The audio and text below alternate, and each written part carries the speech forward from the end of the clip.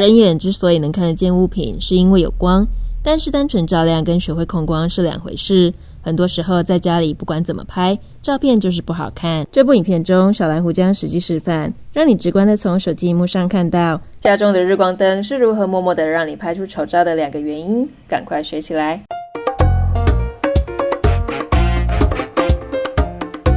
在开始介绍之前，请记得订阅我们的频道，并开启小铃铛，以免费获取更多最新手机拍照资讯哦。我们先来看一下这个场景。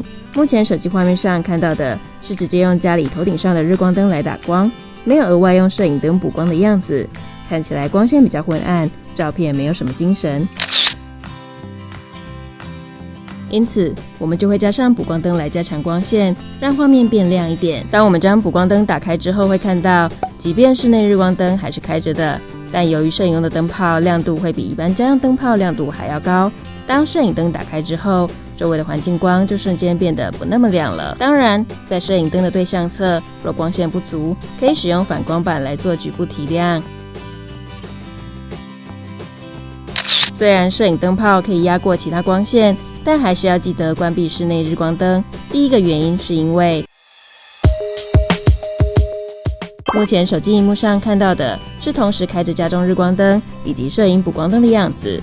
若我们将家里的日光灯关闭之后，再来重新拍一张照片看一下。从2张照片中可以看出，单纯只有补光灯的光线拍出来的照片，光源方向比较明确。由于仅有一盏灯，明暗效果也更明显，戏剧性的氛围也比较强烈。当然，若不要这么高的对比，跟刚刚一样，可以在背光面使用反光板来做局部提亮。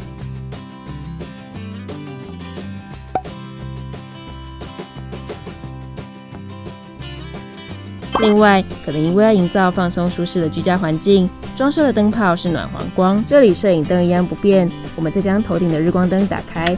若家中有其他暖黄光时，就可能因为不同的光线颜色而产生色偏的状况。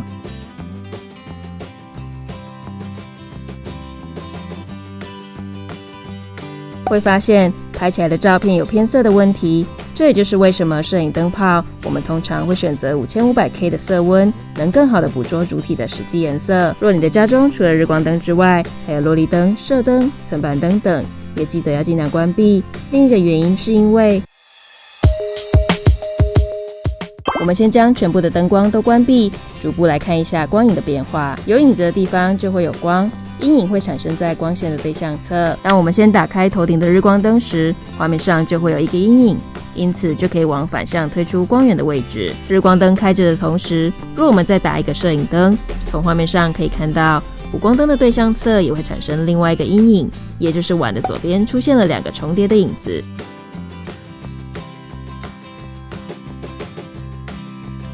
若这时候我们在摄影灯的反方向再加入第3个光源，画面中就会再产生一个阴影。当光线方向不同时，光影效果就会比较混乱。不同光线间相互影响之下，除了可能减损光线的亮度之外，依照不同的光值，阴影可能会是灰色、深灰或甚至是黑色的。